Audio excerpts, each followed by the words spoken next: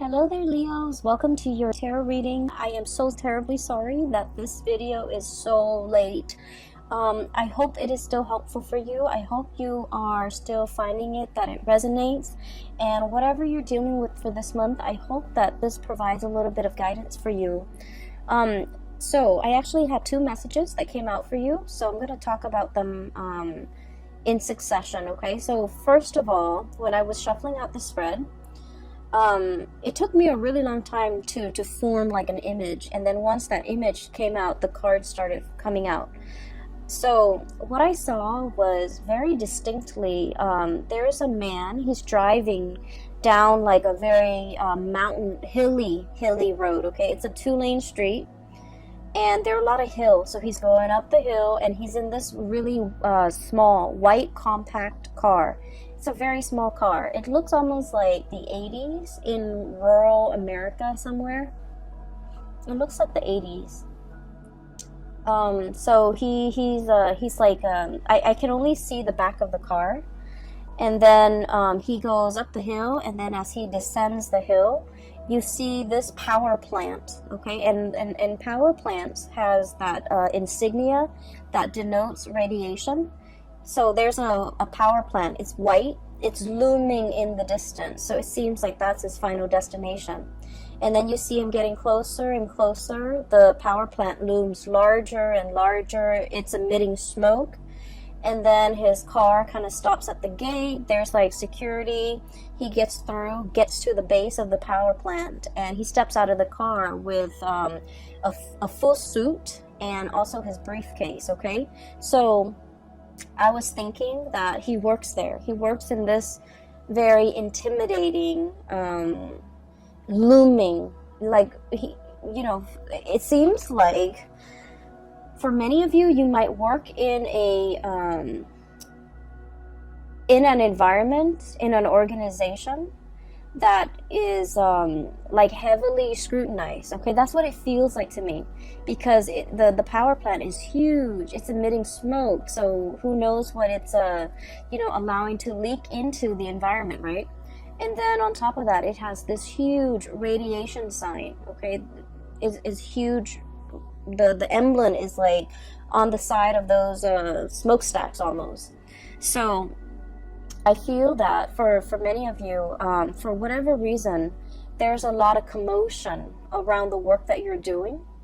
Either the company, the organization is facing a lot of scrutiny from the press, from the public, from the neighbors even that surround that physical structure.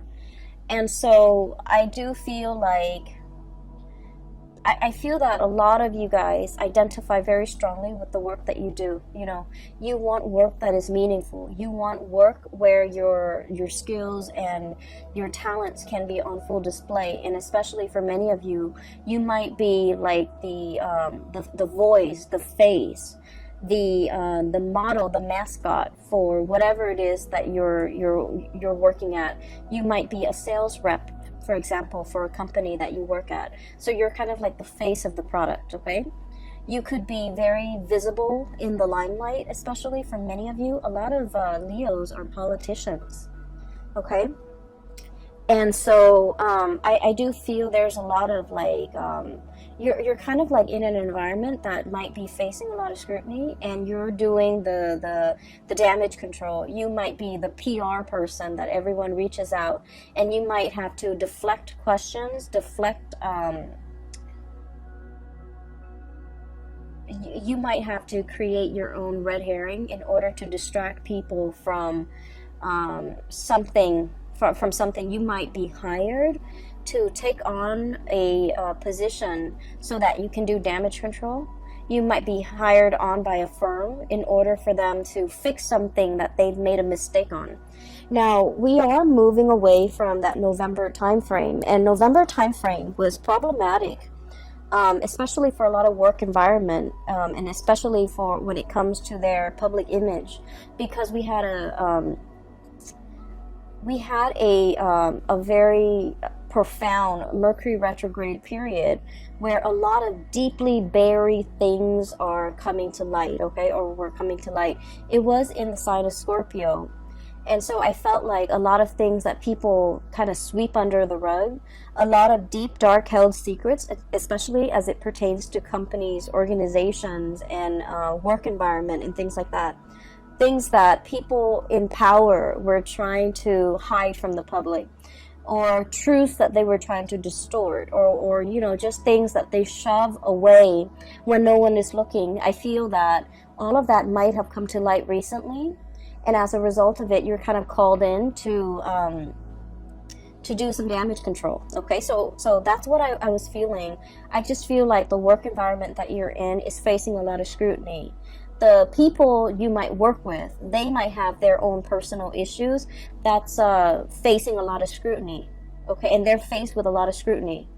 And I am sensing a lot of people will come to you for the month of December, asking for advice, like, should I do this, should I do that, because they're really concerned about their public image. And you know, it doesn't mean that they're superficial or vain or shallow. I just feel like there's something going on here where somebody's job might be at stake, and you're kind of called in to either provide some guidance, provide some legal advice, expert advice even, how to de-escalate tension, how to de-escalate a potentially volatile situation, how to, you know, do all of those things. Okay. I also feel like, you know, you're good at your job. You're paid very well. For many of you, you're paid very well for the work that you're doing. But behind it, I feel that, you know, it's a job. So you try to do what you're told. So for example, you work with you're hired on as a contractor to do some damage control for a company, and you might not like that company very much. And so, you know, even if you don't agree with it, agree with the things they're trying to hide, the things that they're trying to sweep under the rug, you're hired to do this job. And so you will do it to the best of your capabilities. So I don't see any moral, ethical conflicts here. I just feel almost as if there's a lot of fires to put out. Okay? So going back to that image, there's a second part. So, you know, he steps out, and he's in a suit, really nice suit, in this mini car, but he's in a suit, and he holds a briefcase. And so, you know, my initial thought was, oh, he works here, he's an employee. But then I see him like with in that briefcase. It's not like papers or laptop or things like that. I guess in the 80s they didn't have laptops. It's not like papers. It's a science kit. Okay, so he has like those what are those, the droppers, where you take a little bit of a water sample and you put it into a slide, things like that. He has a dropper, he has machines to test the radiation level, and so he opens it up, puts it on top of the front of the car, the hood of the car, and then he starts to go around the area, the power plant. He starts inspecting. So that's when I was like, oh, he's an inspector. So he's not called out to do some damage control, even though that message applies to some of you. Okay? But on the other hand, you might be also called in to inspect, to appraise, to make a final determination on something, to see whether or not it's sound, whether or not it's safe, whether or not it meets the regulation and the standards. And I feel like for many of you, and this could be, you know, just literally just one person I'm speaking to, but I feel like there was something that was unearthed. All of a sudden, it just came to light, and, you know, you're called in to do to make the final determination, to inspect, to appraise, to look at it.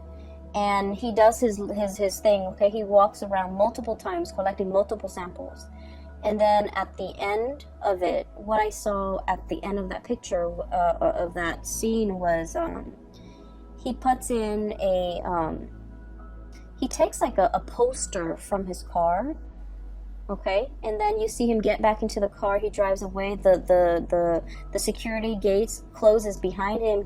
He stops the car, gets back out, and he puts this giant poster with the radiation, the hazardous sign on it, hazardous, sign on it, and it says like not, deemed unsafe. Okay, that's what it says, deemed unsafe. And so I feel that there's a situation around you where you guys are in a very important position to protect people from.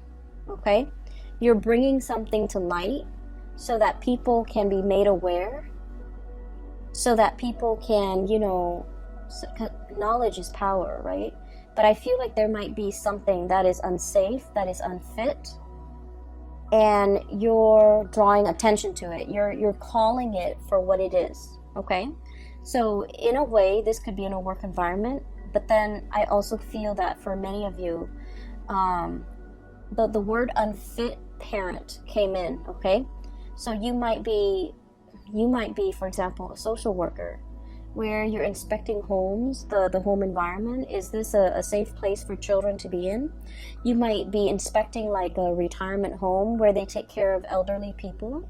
You might be inspecting like a preschool, even a high school. You might be like, you know, one of those superintendents or one of those inspectors, academic inspectors, to make sure something is meeting the requirements, it's passing, you know, the regulations and the codes, and make sure other people are abiding by it, because if they don't abide by it, it can cause long-term negative impact on not only, you know, the people that are involved, but the surrounding area. Hence this power plant, okay?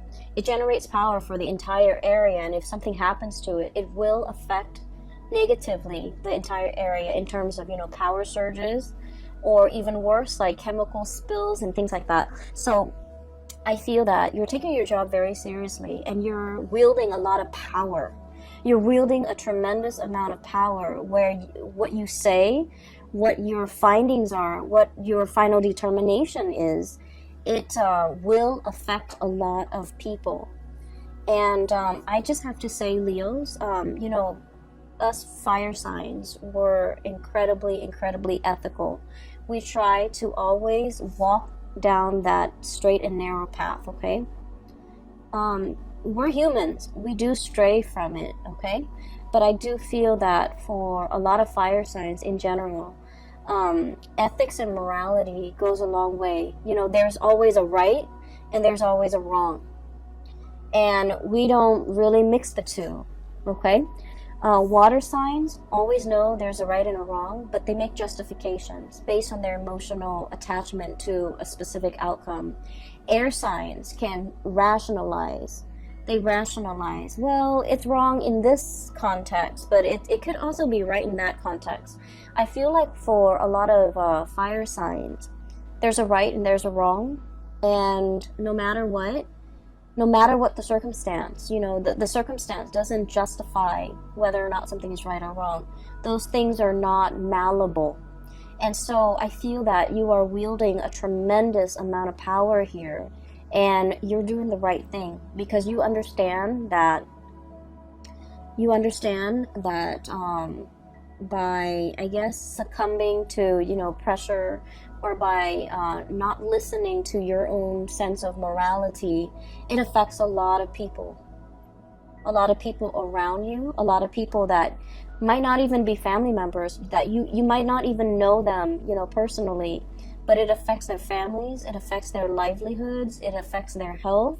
And so you're doing everything that you can to make your final determination on something, possibly to close something down, to shut something down that's not healthy, or to, you know, or to like find justice in a situation, okay? I see a lot of people here where you might be looking at, you know, the way somebody is raising a child, the way somebody is taking care of another person, and you're disagreeing with the way in which they do things. And for some of you, you know, it is the holiday season. We're going to be dealing with a lot of family members. So I do feel some of these issues are coming up in the family unit. You know, it's like, you should have done this as a mother, you should have done that as a father, you shouldn't treat your parents like this. You know, all of those discussions, I feel is coming into the picture, and I keep seeing like unfit. Somebody's unfit to do something. Somebody is unfit to take care of themselves, or they're not mentally there, and they have somebody else who's managing their estate, or who's like a power of attorney, and that person is unfit because they're taking advantage of the person who's not able to take care of themselves. So I feel like all of these ethical, moral debates are coming into the picture, and I do see you discussing all of these things with family members in a very passionate manner. I don't see it being like an argument where we're arguing and screaming and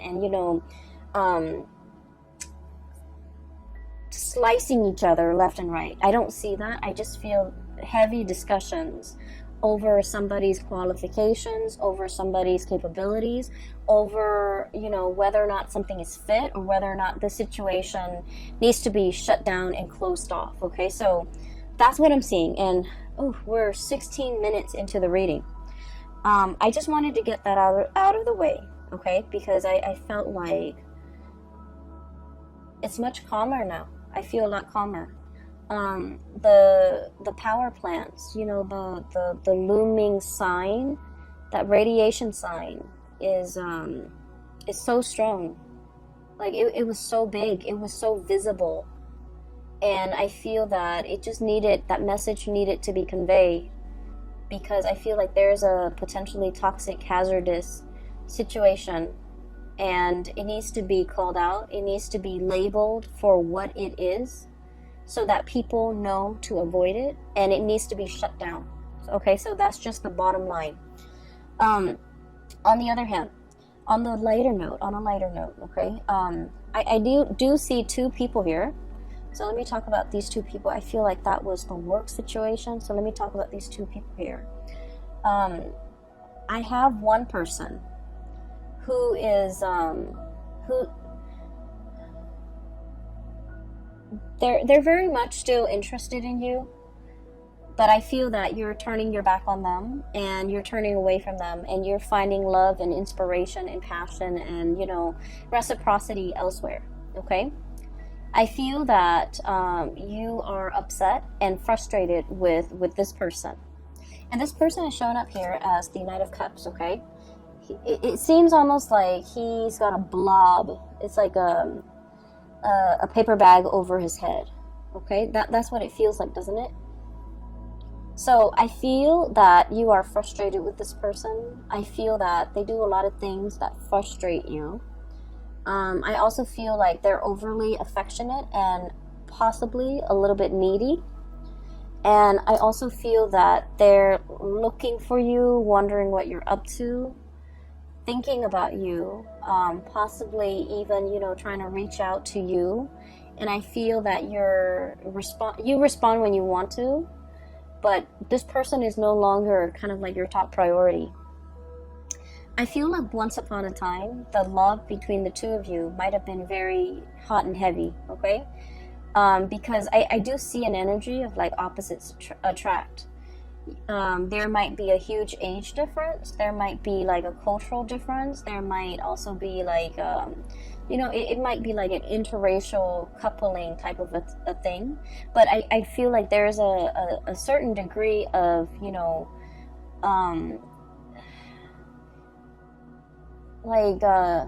you guys are very dissimilar, okay? Very different from one another. And there's a certain degree of mismatch, and because of it, it's very passionate, it's very fun, it's exciting, but it ceases to be those things, because I do feel that you might be turning elsewhere for love and for validation and for a relationship. And so this person is wondering what you're up to.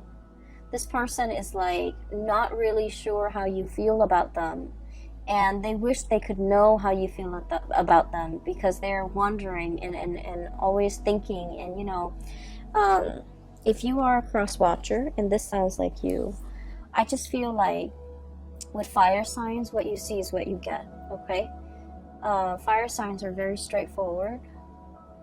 If they're communicating with you, they like you. If they're not communicating with you, they pretty much have exited the picture. And so I feel that for many of you, you have left this person kind of like hanging, or you've just left them out in the cold. and they might, you know, be bombarding you with messages, but I do feel that your heart is already elsewhere. And then I also feel that for some of you, you might, in like at the end of the day, decide that this whatever you had with this past person, I feel like it was lacking in emotional depth. It was lacking in, like, you know, it's like you talk about one thing and then they don't have an interest in it, so they steer the subject somewhere else. Or they talk about a certain topic and you have no interest in it, and so you just kind of like change the topic. So I feel like there's very little compatibility, and it created a situation where there was no chemistry. There was no emotional depth to the conversation, to the interaction. And when you it can feel to me like it's very time consuming or quite draining to be around this person. Not because they're a bad person, it just feels to me like it requires a lot of effort just to keep the conversation going, because you guys don't have a lot in common.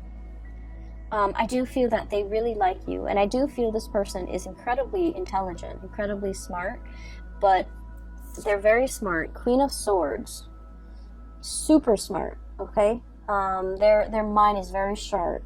They're very discerning and perceptive, and you know, they're probably like the really book smart type of person, but emotionally they're not very intelligent.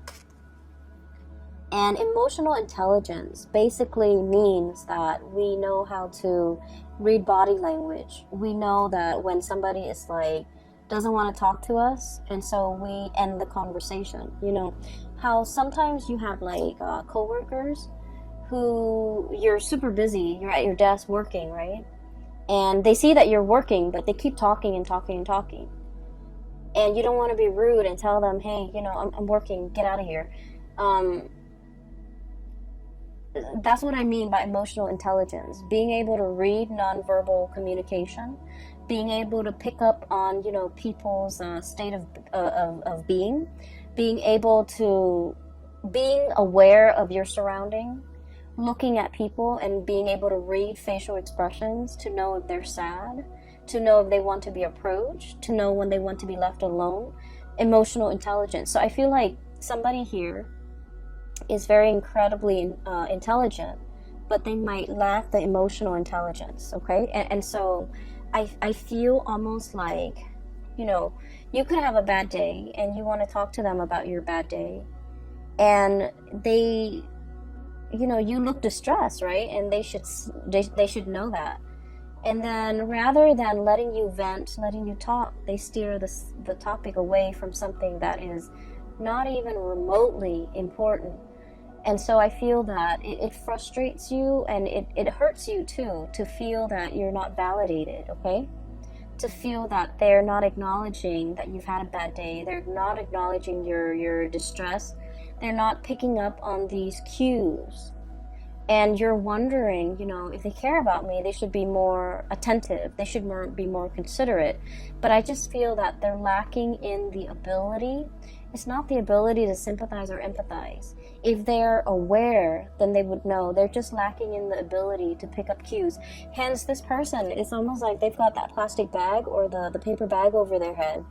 They're walking around, you know, not a bad person at all, but they're lacking in being able to know their environment, being able to sense their environment, being able to navigate their environment successfully in an emotional way, okay?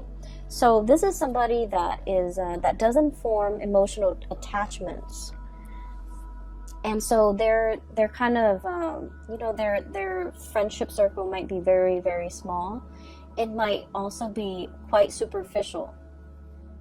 They don't have depth to their relationships with other people, and I feel that you're understanding that. I do see you turning away. We have here the Knight of Cups and the Ace of Wands.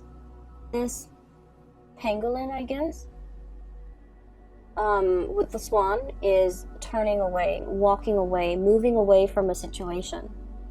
mainly because I do feel that you need more validation. You need that sense of reciprocity. You need somebody who is a lot more considerate, okay? Like in your eyes, you feel this person is very inconsiderate, but I do sense that you want somebody who's a lot more emotionally available. And so enters this person, and this is the second person here. We have here the Queen of Cups.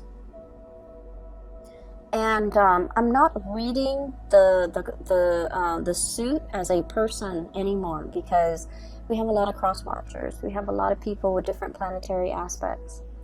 And, you know, astrology is very complicated. It's the sun sign, the moon sign, the rising sign. That's like scratching the surface. That's like 3% of what astrology entails, okay? And so by saying, you know, this is a water sign, sun, moon, or rising, I feel that it just glosses over the entire study of astrology. And so I'm going to read it as just, you know, the energy of a person. This is somebody who's a lot more emotionally available, okay? Just emotionally available. You have a strong emotional connection with them. And because you have such a strong emotional connection with them, you start to feel passion and chemistry with them. You start to feel, and I do feel like this person is quite attractive, very beautiful, very attractive. I'm seeing somebody who's like very well dressed, okay? Like they dress really, really well. They look presentable, they look very nice, they smell good, they're always clean. They're made up, so like they could have a lot of not a lot of makeup. There's nothing wrong with wearing a lot of makeup, but I feel like they're dressed to go out. Like every time you see them, they look picture perfect. They're dressed to go out. They take care of themselves. They look great. They're beautiful and attractive, and you know, they just look clean, and they just look like they know what they're doing. That they know that they're aware. You know, whereas this person was kind of like fumbling in the dark. This person is very aware, and so you're shifting from the energy of one person who's kind of clueless to another person who's a lot more, I guess, considerate, a lot more attentive, a lot more observant. A lot more observant. I also feel that you could be dating two people. One person is quite fun. The other person, there's a very strong emotional connection. There's strong attraction, but they might be a little bit more on the selfish or the possessive side, okay? So one person might be a little bit more possessive. Like, I didn't mean to say selfish, I meant to say jealous, but selfish came out, so maybe. So selfish, or like they're a little bit more wrapped up in what they want, in their emotions, in what they want, in what they want to hold on to. And I feel like the emotions are very, very intense, okay? This is somebody that, you know, you've dated them for a really short time, and they talk about love. And it's not like they're just blurting it out. I feel that they feel emotions very strongly, and so they want to express themselves. And they're just very honest, very open with how they feel, and they know how they feel at all times. Whereas this person was not like that. They held back. They didn't communicate emotionally. And so this is a breath of fresh air for you. I would urge you, the passion is really strong here, Ace of Wands. I would urge you to slow down. You're kind of like going from one extreme to the other. That's what it feels like to me. And so I would urge you to slow down, because I feel like this person over here, there's a lot of passion, there's a lot of chemistry. You guys are a very good match. But they might be in a position where, you know, they're thinking about like, let's put a ring on it. Let's get married. Let's start a family.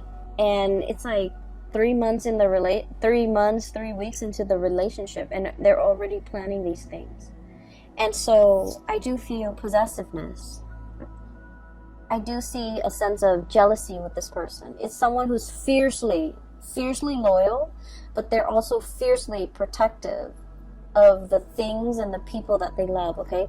She's like gripping and holding on to this lobster. And then I also feel like the realization here with this Judgment card is you're a little bit taken aback by the intensity of this person. When you were dating this person, you wanted intensity, you wanted passion, you wanted intensity, and then so this relationship was lacking in that, so you might have moved away from it, and now you're meeting exactly the person that you were hoping for, intensity, passion, and then you realize that the intensity is too much. So you're kind of like stuck in this loop, okay? And that's what I mean by you're moving away from one extreme and landing yourself in the other end of the spectrum. And so if you're still dating this person, I almost feel like, it's that hazardous sign. It's that hazardous sign where it's telling you to caution. It doesn't mean they're bad people. It just means, you have to think about, why is this person so possessive? Why is this person so jealous? Why is it 3 weeks into this relationship and they're already talking about marriage, talking about children, talking about, moving in together, getting a house, getting engaged? So mull these things over, mull over these decisions, because with the Ace of Wands, it denotes to me impulsiveness as well. And so we want to make sure we are on the same page before we can make these, major decisions, okay? Especially if we have children in the picture as well. So I feel like something is starting off really, really fast. It's great. It's passionate. And I feel that this person really likes you. And they might feel that you are the one. And then I also feel you have that ex coming back into the picture, and I feel like they're totally opposite people on at first glance, or from what you remember, or from what you know about these two people. They're totally different people, but in its essence, I feel one person is a lot more expressive, the other one was very non-expressive. But at the heart of the matter, their energies are very similar, okay? They might have issues when it comes to emotional expression. One is too much, one is too little. Try to find that balance, okay? You might be that middle ground for them, for both of them. You might be that anchor point, and that's where they gravitate towards you. So just be careful that you have to moderate a relationship. Just be careful that you have to be the one where the other person leans on, because that can create, codependency. So, you want to be careful of that, okay? The second image that I saw for you was, I see this dark corridor. It looks almost like a hospital or like a school. It has a lot of different rooms, and it seems very clean and kind of sterile. And it's dark. It's, I can see a little bit, like I would say 30-40% visibility. It's dark out, the hallway is very dark, and I see this man kind of walking down this corridor, and he can't really see, he can't really see, right? It's dark. So he's holding out his hands, he's walking slowly, he's holding out his hands, trying to feel, for where the walls are, what's in front of him, so that he doesn't trip and fall. So he's walking, and it makes me feel really uncomfortable.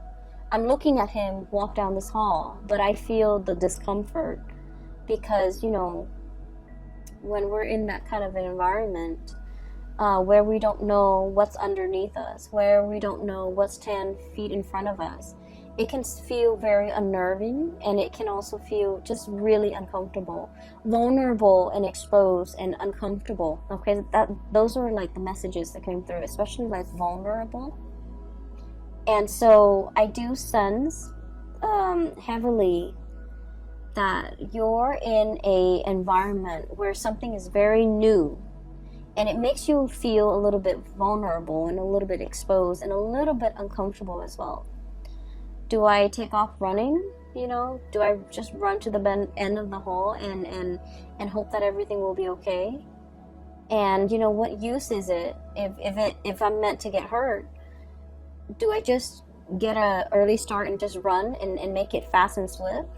Or do I slowly put myself through this agonizing discomfort fear, feeling around for what's in front of me, feeling around for what's around me, and prolonging the discomfort, right? So I feel like those are the thoughts going through this man's head as he heads down this hallway.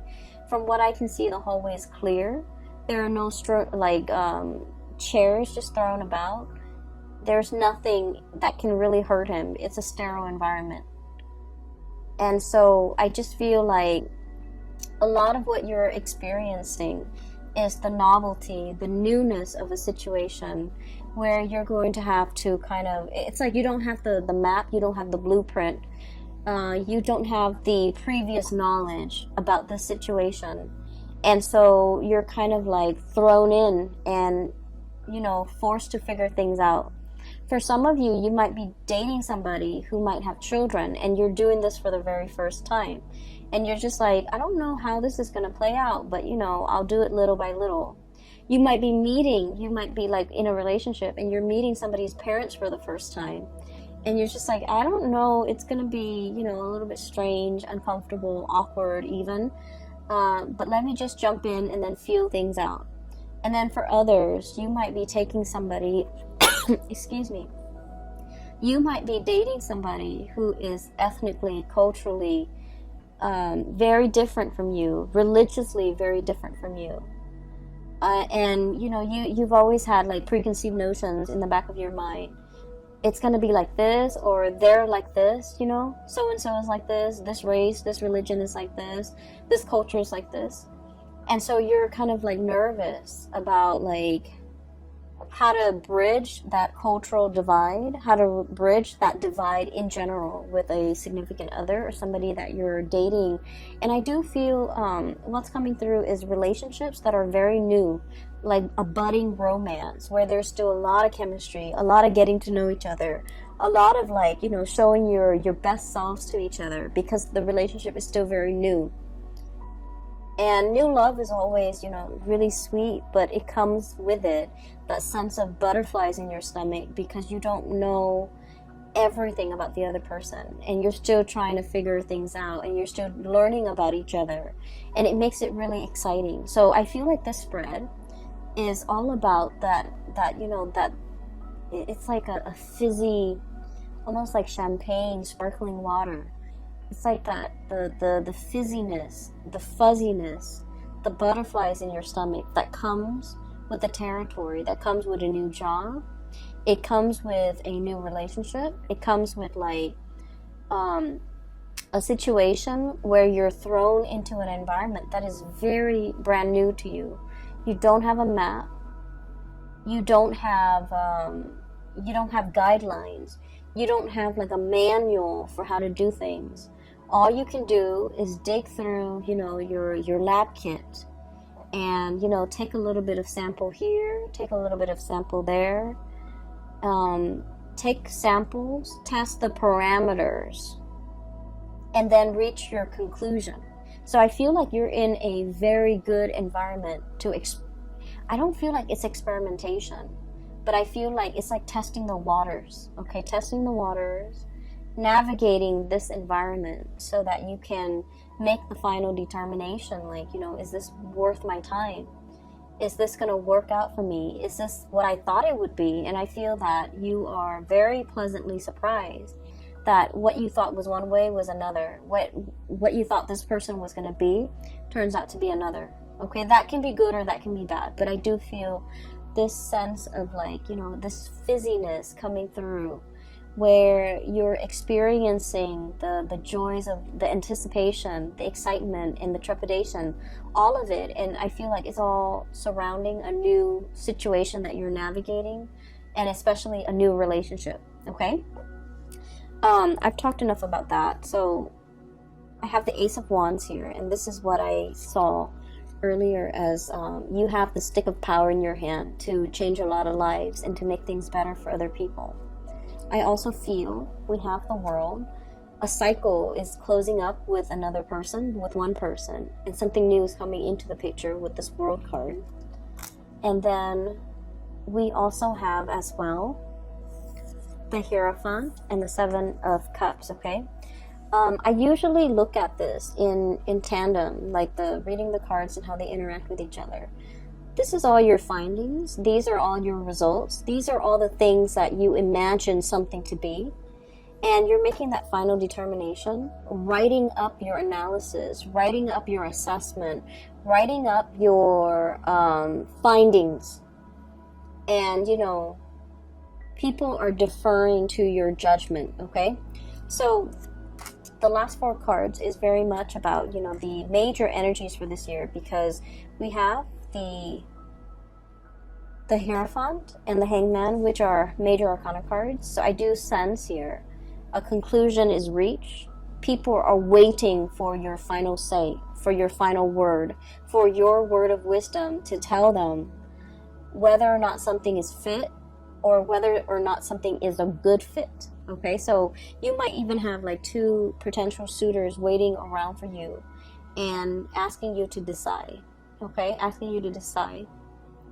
Like, is it going to be me or is it going to be that other person? And I feel like you've already made up your mind, because you want to go for that relationship that has a lot more emotional depth to it. And you're meeting somebody that will show you the depth of emotion like nobody else can. Okay, I will leave it at that. Thank you so much for joining me for this reading. I hope it is helpful for you guys. And I promise you, I promise, okay? And this is no joking matter. I will get your videos out on time. For the month of January, we have the holiday season. Work is slowing down a little bit for me. So I should be able to publish them on time, all right? I wish you all a very wonderful holiday season, and I'll see you in January, okay? Take care.